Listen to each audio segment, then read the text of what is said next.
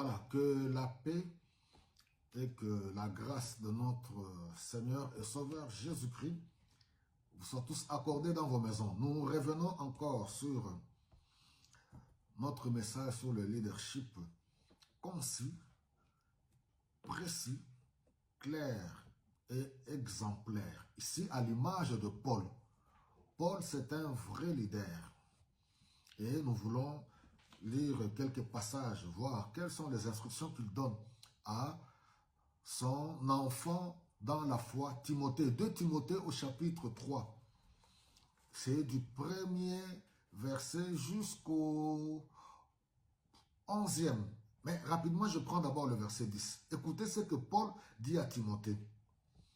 Mais toi, tu m'as suivi dans mon enseignement. Vous vous rappelez la fois passée, on a parlé de la doctrine.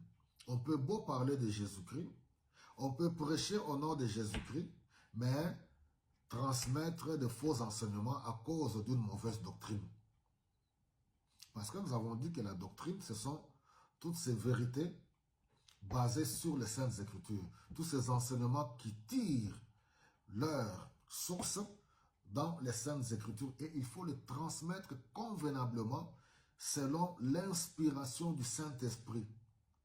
Oui, on peut avoir l'apparence, l'extérieur ou l'étiquette de chrétien avec toutes les tendances que nous connaissons, mais étant même honnête, mais être dans l'erreur. Alors, Paul dit ici, mais toi, tu m'as suivi dans mon enseignement, ma conduite. Il faut bien ouvrir les yeux, mes bien-aimés. Mes intentions. C'est-à-dire que nous qui nous tenons devant les gens,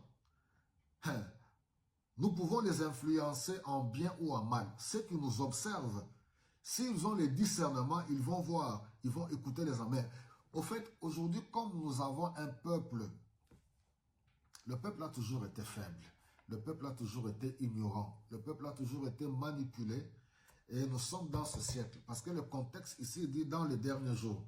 Il donne une liste de choses qui vont venir, que nous allons voir dans les derniers jours. Les derniers jours, nous voyons depuis la venue de Jésus-Christ, sa résurrection jusqu'à ce jour. Tout ce temps, nous le comptons dans les derniers jours.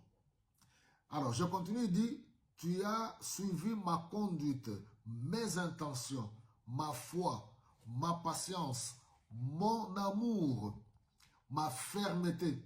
Je vous ai dit que Paul, c'est un leader exemplaire. Il a un leadership précis, concis.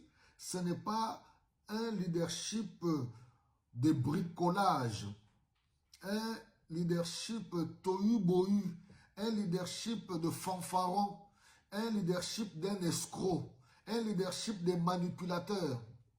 Non, il dit ma fermeté, mes persécutions et mes souffrances.